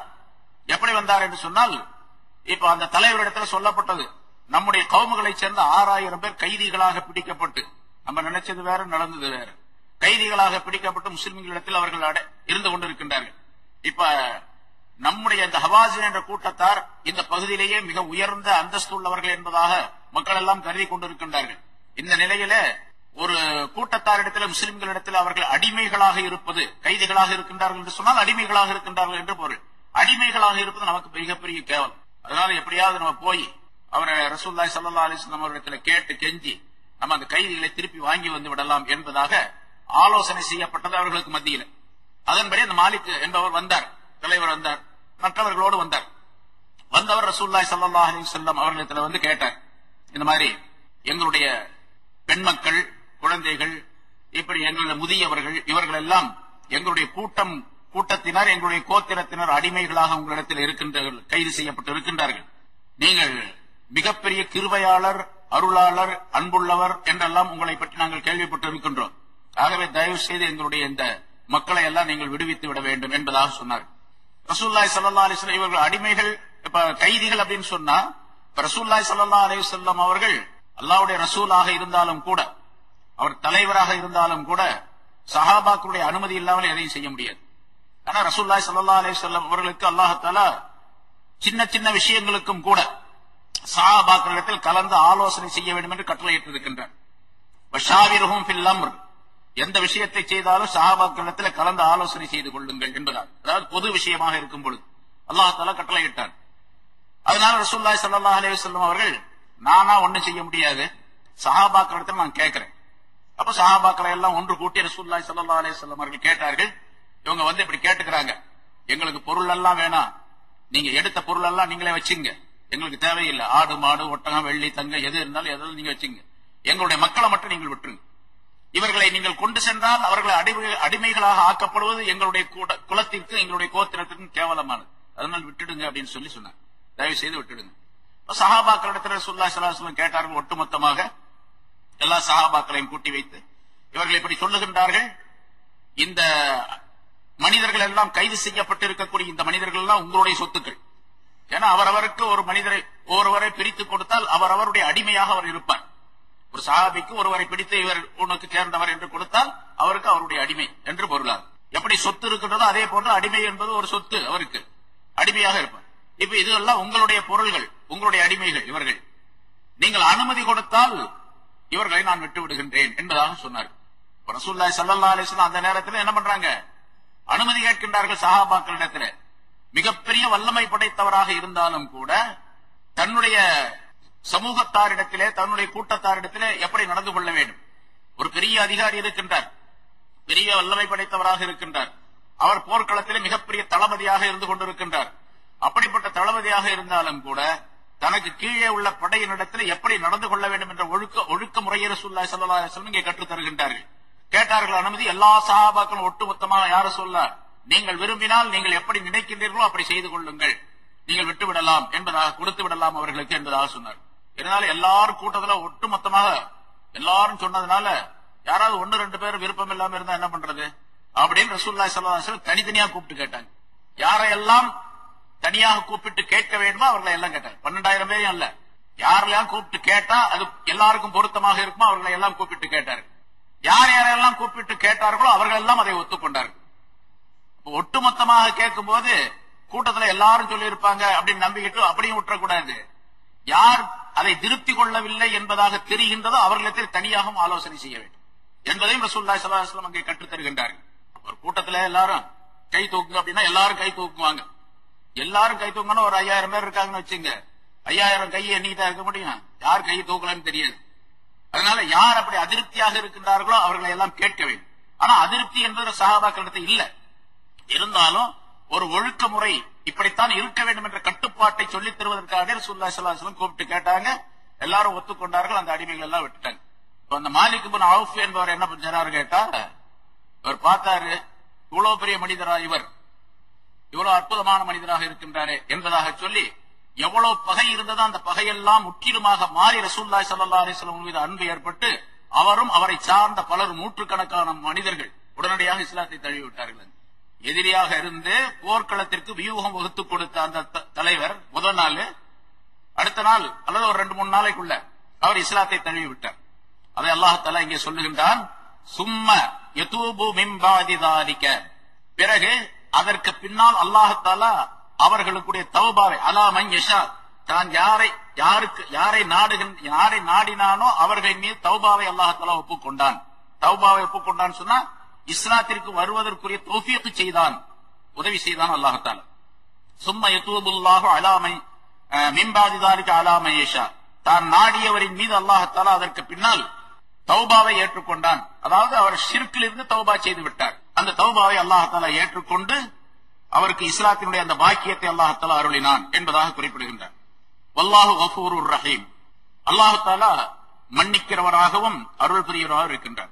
எவ்வளவு பெரிய பாவங்களாக இருந்தாலும் அந்த பாவங்களை மன்னித்து அவருக்கு அருள் புரியக்கூடிய தன்மையுடையவனாக அல்லாஹ் தஆலா இருக்கின்றான். அல்லாஹ் தஆலாவுடைய அந்த அருளை புரிந்து கொள்ள வேண்டும் என்பதையும் அல்லாஹ் இங்கே குறிப்பிடுகின்றார். ஆக ஹுனைன் போரின் மூலமாக ஏராளமான வசதிகளை அல்லாஹ் தஆலா சஹாபாக்களுக்கு ஏற்படுத்தி கொடுத்தான். ஏன்னா இந்த ஏராளமான பொருள்கள் அந்த போராளிகளுக்கு தான் பங்கிட்டு கொடுக்கப்பட்டன. அதெல்லாம் பெரும் பெரும் வசதி உள்ளவர்களாக அவர்கள் மாறிவிட்டார்கள் என்பதாகவும் சொல்லப்பட்டிருக்கின்றது. அடுத்து அல்லாஹ் சொல்ல, இதற்கு முன்னால் உள்ள ஆயத்துகளில ஒரு விஷயம் சொல்லப்பட்டிருக்குது. அதாவது இந்த இன்னமா யாமுர் மசாஜித் அல்லாஹ் என்ற ஆயத்தின் மூலமாக மஸ்ஜிதை நிர்வகிக்கக்கூடியவர்கள் எப்படி இருக்க வேண்டும் என்பதாக சொல்லி அல்லாஹ் தஆலா மஸ்ஜித் என்பது புனிதமானது, அதில் என்னென்ன செய்யப்பட வேண்டும் என்ற விஷயங்கள் எல்லாம் அந்த ஆயத்திலே குறிப்பிடப்பட்டது. அதே போல வெறுமனே ஒருவர் மஸ்ஜிதுக்கு நிர்வாகியா இருக்கிறார், மஸ்ஜிதுடைய பராமரிப்பு உடையவராக இருக்கின்றார். ஏன்னா அந்த சஹாபாக்கள்ல பலர் அப்பாஸ் ரலியல்லாஹு தஆலா அவர்களும் அதே போன்று சில சஹாபாக்களும் பெருமைப்பட்டுக் கொண்டார்கள். நாங்கள் ஹரம் ஷெரீஃபுக்கு பொறுப்பாளராக இருக்கின்றோம், எங்களுக்கு இது மிக பெருமை தரக்கூடிய விஷயம் என்றெல்லாம் சொல்லிக் கொண்டார்கள். அந்த நேரத்தில் அல்லாஹ் தஆலா அந்த ஆயத்தை இறக்கி வைத்து, வெறுமனே நீங்கள் மஸ்ஜிதுல் ஹராமுக்கு பொறுப்பாளராக இருப்பதோ அதற்கு சேவை செய்வதோ ஒரு பெரிய விஷயம் அல்ல, மாறாக நீங்கள் என்ன செய்ய வேண்டும் என்று சொன்னால் அல்லாஹ்வையும் ரசூலையும் நம்பக்கூடியவர்களாக இருப்பதுடனே அல்லாஹ் ரசூல் சொல்லிய வழியிலே நீங்கள் நடக்கக்கூடியவர்களாக இருக்க வேண்டும். அது இல்லாம வெறுமனே ஒரு இடத்திற்கு ஒரு மஸ்ஜிதிற்கு பொறுப்பாளராக இருக்கின்றோம், இந்த மஸ்ஜிதை நான் நிர்வகிக்கின்றேன், மஸ்ஜிதுடைய காரியங்களை நான் செவ்வனே செய்து வருகின்றேன் என்று சொல்லுவதின் காரணமாக பெருமை அடித்துக் கொள்வதிலே எந்த விதமான அர்த்தமும் இல்லை. அல்லாஹ்வுடைய பயம் யாருக்கு இருக்கின்றதோ அவர்தான் சிறந்தவராக ஆக முடியும் என்ற விஷயத்தை அல்லாஹ் தஆலா முந்தின ஆயத்திலே சொல்லிக் காட்டு. அஜஅல்தும் சிகாயத்துல் ஹாஜ்ஜி வ இமாரத்துல் மஸ்ஜிதில் ஹராமி கமன் ஆமன பில்லாஹி வல் யௌமில் ஆகிர் என்ற ஆயத்திலே ஒரு 2-3 வாரத்துக்கு முன்னால் சொல்லப்பட்டது. அதாவது ஹாஜிகளுக்கு நீர் புகட்டுவதையும் ஜம்சம் நீர் புகட்டுவதையும் மஸ்ஜிதுல் ஹராமை பராமரிப்பதையும் அல்லாஹ்வையும் ஆகிரத்தையும் நம்பிய அந்த மனிதர்களை போன்று இவர்கள் ஆக்குகிறார்களா, நீங்கள் ஆக்கிக் கொள்ளுகிறீர்களா என்பதாக அல்லாஹ் தஆலா கேட்டார். ஜம்சம் நீரை மக்களுக்கு கொடுப்பதும் தாகம் தீர்ப்பதும் மஸ்ஜிதுல் ஹராமை பராமரிப்பதும் மிகச் சிறந்த காரியம், மிகப்பெரிய பலன் தரக்கூடிய காரியம், அதை போன்ற நன்மையான காரியம் வேறு எதுவுமே இல்லை என்பதாக சொல்லிக் கொண்டிருந்தார்கள், பேசிக் கொண்டிருந்தார்கள். அல்லாஹ் தஆலா அதை ரத்து செய்து சொல்லுகின்றான், ஈமான் கொண்டவர்கள் அல்லாஹ்வையும் ஆகிரத்தையும் ஈமான் கொண்டவர்களை போன்றவர்களாக முடியுமா? அல்லாவையும் ஆகிரத்தையும் நம்பி ஈமான் கொண்டிருக்கக்கூடிய மனிதர்கள் மிக உயர்ந்தவர்கள். அப்படி ஈமான் கொள்ளுவதோடு இந்த காரியம் இருந்தால் அது இன்னும் விசேஷமாக இருக்கும். ஈமான் கொண்ட மனிதர்கள் தான் இதை பராமரிக்க வேண்டும் என்பதும் அல்லாஹ்வுடைய பாதையில் அவர்கள் தான் சிறந்தவர்கள் என்பதும் அல்லாஹ் தஆலா அங்கே சொல்லி காட்டினார். அதே போல ஹிஜ்ரி 9வது ஆண்டு, அதற்கு முன்னால் உள்ள ஆயத்தில் சொல்லப்பட்டது, ரசூலுல்லாஹி அல்லாஹ் தஆலா ஹஜ்ஜுடைய இந்த கடமையை ஆக்கிய நேரத்தில் ஹிஜ்ரி 9ஆம் ஆண்டு ஹஜ் கடமையாக்கப்பட்டது. ஹஜ் கடமையாக்கப்பட்ட உடனேயே அதே ஆண்டிலே ரசூலுல்லாஹி ஸல்லல்லாஹு அலைஹி வஸல்லம் அவர்கள் ஹஜ்ரத் அபூபக்கர் சித்திக் ரலியல்லாஹு தஆலா அன்ஹு அவர்களை தலைவராக நியமனம் செய்து ஒரு 300 பேரை ஹஜ்ஜுக்கு அனுப்பி வைத்தார்கள். முன்னால் உள்ள ஆயத்துகளில் சொல்லப்பட்டிருக்கின்றது. அல்லாஹ் தஆலா சொல்லுகின்றான் அடுத்து, யா அய்யுஹல்லதீன ஆமனூ, ஈமான் கொண்டவர்களே. இங்கே அந்த சட்டத்தை சொல்லுகின்றான், ஈமான் கொண்டவர்களே. இன்னமல் முஷ்ரிகூன நஜஸுன், முஷ்ரிக்குகள் எல்லாம் நஜீஸானவர்கள், அசுத்தமானவர்கள். முஷ்ரிக்குகள் எல்லாம் அசுத்தமானவர்கள். ஆகவே ஃபலா யக்ரபுல் மஸ்ஜிதல் ஹராம பாத ஆமிஹிம் ஹாதா, அவர்கள் மஸ்ஜிதுல் ஹராமுக்கு நெருங்க வேண்டாம், அதாவது மஸ்ஜிது ஹராமுக்குள்ளே வர வேண்டாம். பாத ஆமிஹிம் ஹாதா, இந்த வருஷத்துக்கு பின்னால், இந்த வருஷத்துக்கு பின்னாலே இனி எப்பொழுதுமே மஸ்ஜிதுல் ஹராமுக்கு அவர்கள் வரவே கூடாது, நெருங்கவே கூடாது என்பதாக அல்லாஹ் தஆலா இந்த ஆயத்தை இறக்கினார். அதாவது முஷ்ரிக்குகளாக இருக்கக்கூடியவர்கள் ஒன்று முஸ்லிமாக மாறிவிட வேண்டும். முஸ்லிமாக மாறிவிட்டால் அவர்கள் இங்கே இருக்கலாம். முஸ்லிமாக அவர்கள் மாறவில்லை என்று சொன்னால், ஈமான் கொள்ளவில்லை என்று சொன்னால் அவர்கள் இங்கே இருக்கக்கூடாது இனிமேல். சரி, மஸ்ஜிதுல் ஹராமுக்கு நெருங்க வேண்டாம் அப்படிங்கிறதுக்கு என்ன அர்த்தம்? இமாம்கள் ஒவ்வொருவரும் பல கருத்துக்களை சொல்லி இருக்கின்றார்கள். 2-3 விதமான கருத்துக்கள். மஸ்ஜிதுல் ஹராமுக்கு நெருங்க வேண்டாம் என்று சொன்னா, மஸ்ஜிதுல் ஹராம் என்பது ஹஜ்ஜுக்கு போனவங்களுக்கு தெரியும், காபாவை மையமாக வைத்து ஒரு சுற்றுச்சுவர் எழுப்பப்பட்டு அங்கே தொழுகை நடந்து கொண்டு இருக்கின்றது. அது மஸ்ஜித் என்பதாக சொல்லுவார். ஹரமுக்கு போயிட்டு வர்றேன், ஹரம்ல தொழுதுறேன், ஹரம்ல போயிட்டு வர்றேன், ஹரம்ல இருந்தேன் அப்படி எல்லாம் சொல்லுவாங்க. அது ஹரம், அதாவது மஸ்ஜிதுல் ஹராம் என்ற அந்த மஸ்ஜிதுடைய பகுதி. இது மஸ்ஜித் என்று வைத்துக் கொண்டால் இந்த காம்பவுண்ட் சுவர் எவ்வளவு இருக்கு, அது பூரா மஸ்ஜித் தான். ஆனா இதுக்கு தனிச்சட்டம் இருக்கின்றது. உள் மஸ்ஜித், வெளி மஸ்ஜித், தாஹில் மஸ்ஜித், ஹாரில் மஸ்ஜித் என்று சட்டங்கள் இருக்கின்றன. ஆனா மஸ்ஜித் என்பது அந்த காம்பவுண்ட் சுவர் எல்லாம் சேர்ந்தது. இதே போல மஸ்ஜிதுல் ஹராம் காபாவை நடு மையமாக வைத்து சுற்றிலும் சுவர் எழுப்பப்பட்டு இருக்கின்றது, அதெல்லாம் மஸ்ஜிதுல் ஹராம். அதுக்குள்ள நுழைய வேண்டாம் அப்படின்னு அர்த்தமா? அல்லது மஸ்ஜிதுல் ஹராம் என்று சொன்னால் ஹரம் என்று ஒரு எல்லை இருக்கின்றது. மஸ்ஜிதை மையமாக வைத்து, நடுவாக வைத்து, காபாவை நடு மையமாக வைத்து சுற்றிலும் சில எல்லைகளை குறிப்பிட்டு இருக்கின்றார்கள். ரசூலுல்லாஹி ஸல்லல்லாஹு அலைஹி வஸல்லம் அல்லாஹ் தஆலா சொல்லிக் கொடுத்து ஜிப்ரீல் அலைஹிஸ்ஸலாம் அவர்கள் வந்து சொன்னது. அது ஒரு குறிப்பிட்ட தூரம் வரைக்கும், அது குறைந்த அளவு தூரம் ஒரு 7 கிலோமீட்டரை உள்ளது. அதுதான் மஸ்ஜிதுல் ஆயிஷா, அது தன்ஈம் என்பதாக சொல்லப்படும். அதிகமாக இருக்கக்கூடிய தூரம் என்கிறது அது ஹுதைபியா என்ற இடம், உடன்படிக்கை நடந்த ஹிஜ்ரி 6வது ஆண்டு அந்த இடம். அது ஒரு 23 கிலோமீட்டர் இருக்குது இங்கிருந்து, மக்காவில் இருந்து. அப்ப அதிகபட்சமாக 23 கிலோமீட்டர், குறைந்த அளவு 7 கிலோமீட்டர். இந்த சரௌண்டிங்ல இருக்கக்கூடிய ஒரு பகுதிக்கு பெயர் ஹரம் என்பதாக சொல்லப்படும்.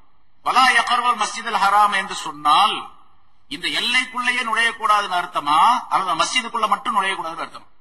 இமாம் அபூ ஹனீஃபா ரஹ்மத்துல்லாஹி அவர்கள் சொல்லுகின்றார்கள் மஸ்ஜிதுக்குள்ள நுழையக்கூடாதுன்னு அர்த்தம். இல்ல இமாம் ஷாஃபி ரஹ்மத்துல்லாஹி சொல்லுகிறாங்க இல்ல அந்த ஹரம் என்ற எல்லை எல்லாம் சேர்ந்ததான் மஸ்ஜிதுல் ஹராம், அதுக்குள்ளேயே நுழையக்கூடாதுன்னு அர்த்தம். இன்னும் சில பேர் சொல்றாங்க, அஹமது பின் ஹம்பல் ரலியல்லாஹு தஆலா அவங்க போன்றவர்கள் சொல்லுகின்றார்கள், ஃபலா யக்ரபுல் மஸ்ஜிதுல் ஹராம் அப்படின்னு சொன்னா மஸ்ஜிதுல் ஹராமை அல்லாஹ் தஆலா குறிப்பிட்டிருப்பதின் காரணமாக அந்த ஒரு மஸ்ஜித் அப்படின்னு மட்டும் அர்த்தம் அல்ல, உலகத்தில் உள்ள எந்த மஸ்ஜிதுக்குள்ளேயும் காபிர்கள் நுழையக்கூடாது, முஷ்ரிக்குகள் அப்படின்னு சொல்றாங்க. ஆனா பெரும்பாலான உலமாக்களுடைய தீர்ப்பு என்னவென்று சொன்னால், அந்த மஸ்ஜிதுல் ஹராமுக்கு மட்டும்தான் அந்த சட்டம், அது குறிப்பாக மஸ்ஜிதுல் அந்த ஹரம் என்ற எல்லைக்கு மட்டும் அந்த சட்டம். இப்ப அப்பதான் அந்த சட்டம் அந்த நேரத்திலிருந்து இதுவரைக்கும் இன்னும் பயன்படுத்தப்பட்டுக் கொண்டு இருக்கின்றது, அது காப்பாற்றப்பட்டுக் கொண்டு இருக்கின்றது. நாம பார்க்கலாம், அந்த இடத்துக்கு போன உடனே இது ஹரமுடைய எல்லை, முஸ்லீம் அல்லாதவர்கள் இந்த எல்லைக்கு அப்பால் வரக்கூடாது அப்படின்னு போர்டே போட்டிருப்பாங்க. முஸ்லீம் அல்லாதவர்கள் அந்த எல்லைக்கு அப்பால் வரக்கூடாது. அதனால அந்த இடத்துல ஒரு செக் போஸ்ட் வைத்து அதை செக் பண்ணி பரிசீலனை பண்ணி பரிசோதனை பண்ணி அங்கிருந்து அனுப்புறாங்க. வேஷம் போட்டுக்கிட்டு போனோம்னா அதை நம்மளால தடுக்க முடியாது, யாராலையும் தடுக்க முடியாது. முஸ்லீம் மாதிரி வேஷம் போட்டு ஒரு ஆள் போறான்னு வச்சுங்க, அந்த மாதிரி வர்றதாக கேள்விப்படுற நிறைய பேர் முஸ்லிம்களாக இங்க ஊர்ல இருந்து முஸ்லிம் மாதிரியே எல்லா வேஷம் போட்டு முஸ்லிம்களுடைய எல்லா வேலையும் தெரிஞ்சு தொழுகை நோன்பு எல்லாத்தையும் செய்து கலிமா சொல்லி குர்ஆன் ஓதி எல்லாம் செஞ்சுட்டு முஸ்லிம் மாதிரி நடிச்சுக்கிட்டு உள்ள போறாங்க. அப்படி சில பேர் இருக்கிறாங்க. பல ஆயிரக்கணக்கான பேர் வருவதாக சொல்லப்படுகின்றது ஒவ்வொரு ஹஜ்ஜுடைய நேரத்திலேயும். போனவர்கள் கிட்டத்தட்ட பாதி பேருக்கு மேல ஒரிஜினல் முஸ்லீம் ஆயிட்டு வந்துடுறாங்க, மீதி பாதி பேர் போயிடுறாங்க. டூப்ளிகேட் முஸ்லீமா போறாங்க, வரும்போது ஒரிஜினல் முஸ்லீமா மாறி வர்றாங்க. ஏன்னா அங்க இருக்கக்கூடிய காட்சியை பார்க்கும்போது அவனுடைய மனம் மாறி விடுகின்றது. அதனால இங்க இப்படி கருத்துக்கள் இருக்கின்றன, பல கருத்துக்கள் இருக்கின்றன. இருந்தாலும் பொதுவாக பெரும்பாலான கருத்து என்னவென்று சொல்ல உலமாக்களுடைய கருத்து, ஹரம் என்ற அந்த எல்லைக்குள்ளே முஷ்ரிக்குகள் யாரும் இந்த வருஷத்துக்கு பின்னால் இனிமேல் எப்பொழுதுமே, இந்த வருஷத்துக்கு பின்னால் அந்த 9வது வருஷம், 9வது வருஷத்தான் இந்த வருஷம் அப்படின்னு சொல்றது. ஏன்னா அலி ரலியல்லாஹு தஆலா அன்ஹு அவர்களுக்கு ரசூலுல்லாஹி ஸல்லல்லாஹு அலைஹி வஸல்லம் சொல்லிக் கொடுத்து பிரகடனம் செய்தது அந்த 9வது ஆண்டு, ஹிஜ்ரி 9வது ஆண்டு.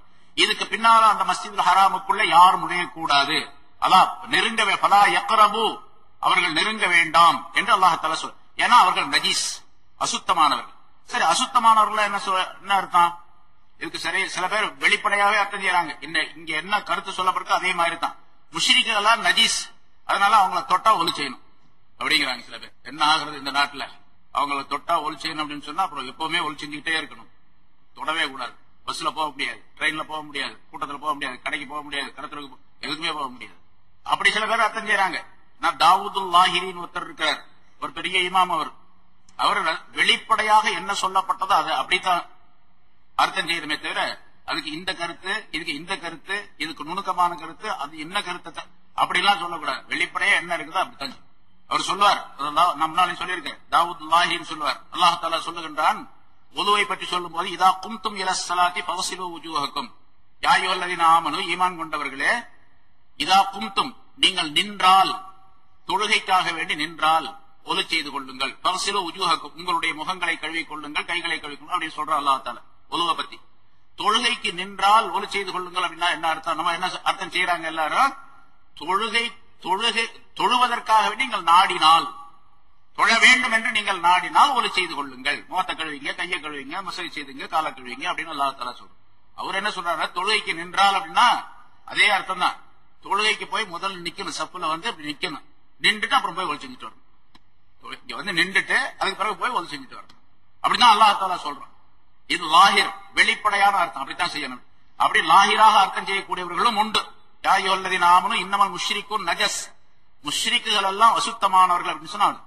ஆனா நஜஸ் அப்படின்னு சொன்னா இந்த இடத்துல பெரும்பாலானுடைய கருத்துன்னு கேட்டா பாத்தினி நஜீஸ், உள்ளே உள்ள நஜீஸ், வெளித்தோட்டத்தில் நஜீஸ் அல்ல. அதாவது அவருடைய உடைய தொட்டம் அது நஜீஸ் அப்படின்னு அர்த்தம் அல்ல. ஒருத்தர் நான் தொழுதுகிட்டு இருக்கிறேன், ஒருத்தர் காபிரானவர் பக்கத்துல உட்கார்ந்து இருக்காரு, அவருடைய துணி என் மேல படுது அல்லது அவருடைய உடல் என் மேல படுது, அந்த மாதிரி நான் தொழுதுகிட்டு இருக்கேன், அவர் உட்கார்ந்து இருக்காருன்னு வச்சுங்க, நின்றுகிட்டு இருக்காரு, உட்கார்ந்து இருக்காரு, அப்ப நஜீஸ் பட்டுச்சு தொழுக கூடாது அப்படின்னு அர்த்தம் வரணும். அப்படி அல்ல அர்த்தம். நஜீஸ் அப்படின்னு சொன்னா அவருடைய துணியோ உடலோ அசுத்தம் அப்படின்னு அர்த்தம் இல்ல. ஆனா உடல் அசுத்தம்ங்கிறது இன்னொரு வகையில இருக்குது. ஏன்னு கேட்டா உடல் அசுத்தத்தை நீக்கிக் கொள்வதற்கு 2 வகையான சுத்தம் இருக்குது நமக்கு இஸ்லாத்தில். ஒன்று ஹதஸ், சிறு தொடக்கு என்றுதான் சொல்லப்படும். ஒது இல்லை என்று சொன்னால் அவர் அசுத்தமாக இருக்கின்றார், லேசான அசுத்தமாக இருக்கின்றார். ஒது இல்லாதவர் ஒது செய்து விட்டால் ரொம்ப சுத்தமானவராக ஆகிவிடுகின்றார்.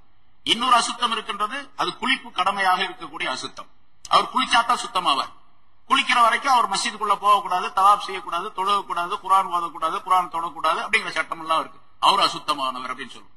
அப்ப பெரிய அசுத்தம் சிறிய அசுத்தம் என்பதாக சொல்லப்படும். இல்ல, அது பெரிய அசுத்தத்துக்கு பேர் தான் ஜுனுப் அப்படின்னு சொல்லுவோம், பெரிய அசுத்தம். சின்ன அசுத்தத்துக்கு பேர் நஜீஸ், அதாவது ஒலு இல்லாமல் இருக்கிறார் அப்படின்னு சொல்லுவோம். இப்போ ஒரு காபிரா முஷ்ரிக்காக இருக்கக்கூடியவர், அவர் ஒலு செஞ்சாலும் சுத்தமாகாது, அவர் குளிச்சாலும் சுத்தமாக மாட்டார். நம்மளை போல நியத்து பண்ணி குளிக்கிறாருன்னு வச்சுங்க, ஜனாபத்தை நீக்கிறதுக்காக வேண்டி குளிக்கிறேன் அப்படின்னு சொல்லி நியத்து பண்ணி குளிப்புடைய பரல் சுண்ணத்தை எல்லாத்தையும் நிறைவேற்றுறாரு, குளிப்பு கூடுமா இருக்கு, அப்பவும் அவர் அப்படித்தான் இருப்பாரு. காரணம் என்ன? ஈமானுக்கு பின்னால் அப்படி நியத் செஞ்சா தான் அந்த குளிப்பு ஜனாபத்துடைய குளிப்பாக ஆகும், அப்பதான் சுத்தமாக. இவர் ஈமானே இல்ல, அவரால் அந்த குளிப்பு அவருக்கு குளிப்பாக ஆகாது. நம்மளை போலயே குளிச்சாலும் கூட அது செல்லாது. ஒருத்தர் தொழுகிறாருங்க, ராமசாமி இப்ப நம்ம பக்கத்துல உட்காந்து தொழுகிறாரு, இஷா தொழுகிறாருன்னு வச்சுங்க, ராமசாமின்னு தெரியல, எல்லாரும் போல சும்மா வர்றாரு, அந்த தொப்பி, அந்த டப்பா தொப்பி தூக்கி போட்டுக்கிட்டு தொழுகிறாருன்னு வச்சுங்க, டப்பா தூக்கி போட்டுட்டு ஒருத்தர் தொழுகிறாரு, நமக்கு ராமசாமின்னு தெரியாது, நம்மள மாதிரியே எல்லாம் தொழுதுட்டு போறாரு, அதனால அவருக்கு தொழுக கூடுமா? நம்மளை விட ரொம்ப பக்தியா நிக்கிறாருன்னு வச்சுங்க, அல்லது ஓதுறத கேட்டு அவர் பாட்டு அழுகிறாரு, அர்த்தம் தெரியாதுன்னு வச்சுங்க, அர்த்தம் தெரியாட்டு அழுகிறாரு, அப்படி இல்ல ரொம்ப பக்தியா தொழுகிறாரு, தொழுக கூடுமா? தொழுக கூடாது. ஏன்னா அவர் ராமசாமியா இருக்காருனால கூடாது. சரி, அதே போல அவர் நஜீஸ் அப்படின்னு சொன்னா அந்தரங்கமான நஜீஸ் அவர், அதாவது ஈமான் இல்லாததின் காரணமாக ஏற்பட்ட நஜீஸ், குஃப்ரின் காரணமாக ஷிர்கின் காரணமாக ஏற்பட்ட நஜீஸ். அதனால அந்த மாதிரி நஜீஸா இருக்கிறாங்க முஷ்ரிக்குகள். ஆகவே இந்த ஹரம் மஸ்ஜிது ஹரம் எல்லைக்குள்ள அவர்கள் நுழைய வேண்டாம், அல்லது மஸ்ஜிதுல் ஹராம்ல அவர்கள் வர வேண்டாம் என்று அல்லாஹ் தஆலா சொல்லி காட்டுகின்றார். சரி, இப்போ அல்லாஹ் தஆலா இப்படி முஷ்ரிக்குகள் எல்லாம் வரக்கூடாது அப்படின்னு சொன்ன உடனே சஹாபாக்கள், அங்க மக்காவாசிகளுக்கு சஹாபாக்களுக்கு சில சந்தேகம் வந்துருச்சு. இப்ப இவங்க எல்லாம் வர வேணாம் அப்படின்னு சொன்னா, இவங்க தானே வெளியூர்ல இருந்து சாப்பாடு பொருள் எல்லாம் கொண்டு வர்றாங்க, வியாபாரத்துக்கு வர்றாங்க, விற்கிறாங்க, நம்ம வாங்கி சாப்பிடுறோம். வெளியூர்ல இருந்து நிறைய வியாபாரத்துக்காண்டி வர்றாங்க எல்லாருமே. இப்ப எல்லாரும் இப்படி எல்லாம் வர வேணாம்னு சொன்னா என்ன ஆகுறது? அப்ப நமக்கு வறுமை வந்துருமே, நமக்கு சாப்பாட்டுக்கு பிரச்சனை ஆகி போயிடுமே. நம்ம கொடுக்கல் வாங்கல் செய்யறது, அவங்க வருவாங்க, அவங்க பொருளை கொண்டு வருவாங்க, நம்ம பொருளை வாங்கிட்டு போவாங்க. இப்படி எல்லாம் விற்பனை நடந்துட்டு இருக்கா இல்லையா மக்காவில? இவங்க வரல அப்படின்னு சொன்னா என்ன ஆகும்? வியாபாரத்துடைய தடை ஏற்பட்டு போயிடும், பொருளாதாரத்துடைய சிக்கல் ஏற்பட்டு போயிடுமே, நமக்கு வறுமை வந்து சேர்ந்துருமே, பணம் காசு சம்பாதிக்க முடியாதே, கொடுக்கல் வாங்கல் நடக்காதே, அப்படின்லாம் எண்ணங்கள் வந்துச்சு அவங்களுக்கு. அல்லாஹ் தஆலா சொல்றான், ஃபைன் ஹிப்தும் ஆயிலத்தன், நீங்கள் வறுமையை பயந்தால். அப்படின்னா என்ன? வந்து வறுமையை பயந்தால்,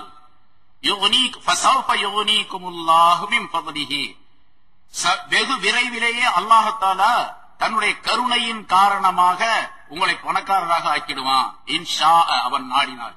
இன்னல்லாஹ ஹலீமுன் ஹகீம், நிச்சயமாக அல்லாஹ் தஆலா நன்கு அறிந்தவனாகவும், உங்களுக்கு என்ன கொடுக்கணும், எப்படி செய்யணும் அப்படிங்கறது நன்கு அறிந்தவனாகவும், ஹக்கீம் நுண்ணிய ஞானம் உள்ளவனாகவும் இருக்கின்றான். அவனுடைய ஹிக்மத்தின் காரணமாக, ஞானத்தின் காரணமாக உங்களை எப்படி வழி நடத்தாட்ட வேணும், உங்களுக்கு என்னென்ன தர வேண்டும் என்பது அவனுக்கு தெரியும். அதன்படி செய்வான். இன்ஷா அல்லாஹ் அந்த வாசகத்திற்குரிய விளக்கங்கள் அடுத்த வாரம் பார்ப்போம். போர் சம்பந்தமாக அல்லது சஹாபாக்கள் போர் செய்தது சம்பந்தமாக என்னென்ன விளக்கங்கள் சொல்லப்படுமோ அதுல ஏராளமான படிப்பினைகள் இருக்கு. அதனால எது சொல்லப்பட்டதோ அதிலிருந்து படிப்பினை பெறக்கூடிய தன்மையை நாம் உருவாக்கிக் கொள்ள வேண்டும். அத்தகைய நல்ல பண்புகளை நம் அனைவருக்கும் அல்லாஹ் தஆலா தந்தார்.